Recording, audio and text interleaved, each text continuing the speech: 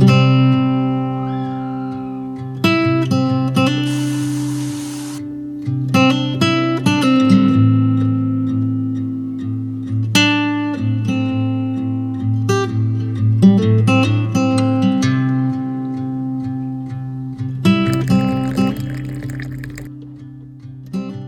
7:30 صبح و میخوایم اومدشیم با هم بریم پیکنیک.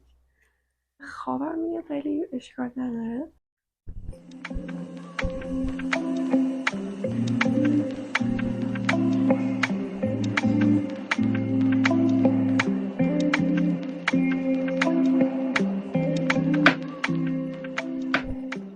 اینو میخوام ببرم بدمینتون. میتونم خنزر پنزرش کنم توی کیفم، بریم که لباسام رو بپوشیم. خب حالا گردن بند میخوام این مرواریده رو بندازم با این ستاره.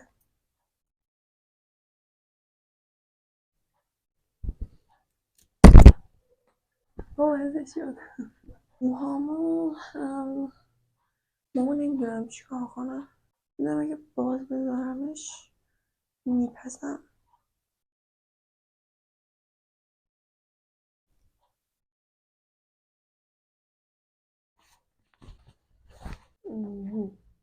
اولش میخواستم دامن بپوشم با این استایل بالا تنه، ولی بعد اینجوری بودم که یه خورده با دامن راحت نیستم، شلوار راحت ترم. یه استایل خیلی زیبا خوب مثل درجه بوجه کرد.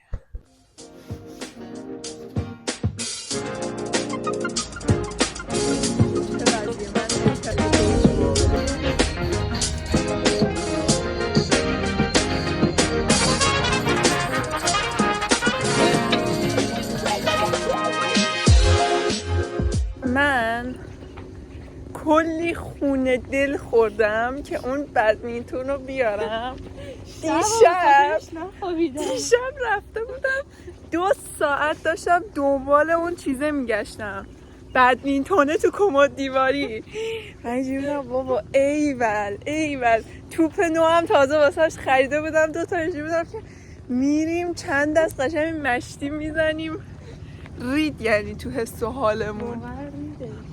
الان یه پشه خیلی عجیب غریب اینجا ما رو میزنه، از اون پشه‌هایی که میکشه.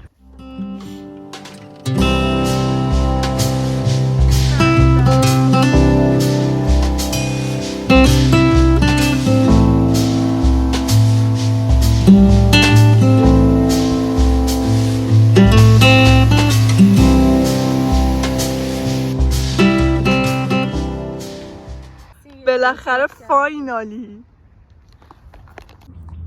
یه چای برسن. بله بقولیم سلامتی. لوکیشن عالی. به خدا صبحونه فرانسوی میخوریم، پنیر تو مرغ آبپز و بیسکویت پتی بور با سیب و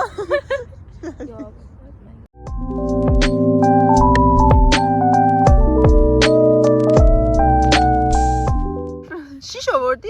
نه 3 بنداز بابا، سگ خورد. دهنت سرویس. خب برو از اینجا شروع میشه.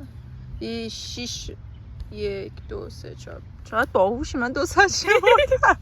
در جریانی دیگه. در جریان. 1 2 3 4 5 6 بدبخت. 1 2 3 4 5. تو با تقلب بردی عزیز من، تو با تقلب. من تو چرا باید ببری؟ من جلو بودم. تو رو قرآن مجید 6 نیار، 50 بار انداخت. اسکلی هستم که گذاشتم 6 7 بار تاس بندازی بلکه 6 بیاری. کثافت آشغال. میگم قبول نیست.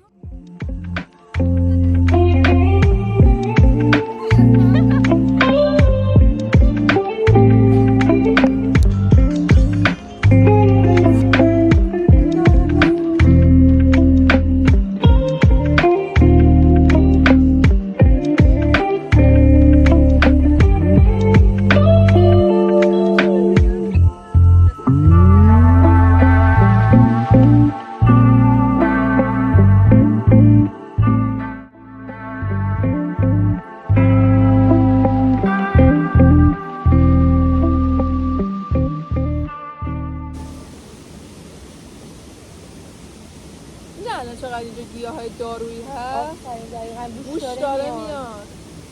خیلی خفنه. حس میکنم اونا گیاهای دارویی هست.